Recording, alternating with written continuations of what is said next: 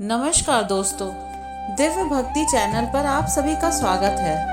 आज मैं आपको एक और धार्मिक कहानी सुनाने जा रही हूँ। सरयू नदी, जिसे भगवान राम की प्रिय नदी माना जाता है, उसकी एक अनोखी कहानी है। यह नदी जितनी पवित्र है उतनी ही रहस्यमयी भी।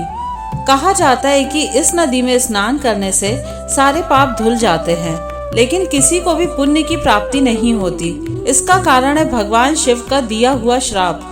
बहुत समय पहले की बात है, जब वेदों का ज्ञान दुनिया को मिल चुका था, तभी एक भयानक असुर शंखासुर ने इन वेदों को चुरा लिया और उन्हें समुद्र में छिपा दिया। देवताओं में हाहाकार मच गई। धर्म की रक्षा के लिए भगवान विष्णु ने मत्स्य अवतार लिया और समुद्र में जाकर वेदों को असुर के चंगुल से छुड़ाया। वेदों की पुनः प्राप्ति से विष्णु भगवान इतने प्रसन्न हुए कि उनकी आंखों से खुशी के आंसू छलक पड़े। ये आंसू सीधे ब्रह्मा जी के पास पहुँचे, जिन्होंने इन्हें मानसरोवर में प्रवाहित कर दिया। यही मानसरोवर आगे चलकर सरयू नदी का जन्म स्थान बना। समय बीता और राजा वैवस्वत मनु ने अपने दिव्य बाण के प्रहार से इस जलधारा को धरती पर प्रवाहित किया। इस तरह सरयू नदी बहने लगी और अयोध्या से होकर गुजरी। यह नदी देवताओं के आशीर्वाद से भरी थी, लेकिन इसके साथ एक रहस्य भी जुड़ा हुआ था। एक दिन कुछ ऋषि सरयू नदी के तट पर स्नान कर रहे थे।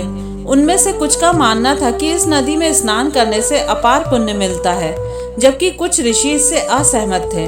वे इस विवाद को सुलझाने के लिए सीधे भगवान शिव के पास पहुंचे।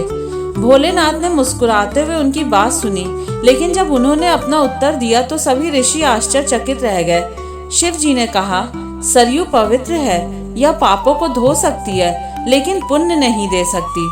और यही नहीं, उन्होंने आगे कहा, मैं इसे श्राप देता हूँ कि इस नदी में स्नान करने से कोई भी व्यक्ति पुण्य अर्जित नहीं कर पाएगा।